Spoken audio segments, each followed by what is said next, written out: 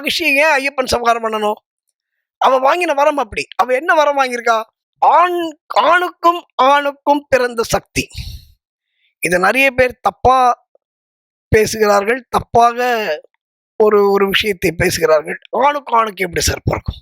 இவங்களுக்கெல்லாம் அது யோசிக்கிற அறிவு இல்லையா, இருக்கான்றது எனக்கு தெரியல. ஆனா சிவனுடைய தவசக்தியும் விஷ்ணுவுடைய மாய சக்தியும் சேர்ந்து இணைந்து, அந்த சக்திகள் இணைந்து, அந்த சக்தியால் உருவான தெய்வம் தான் அரிகரசுதன் ஐயப்பன்.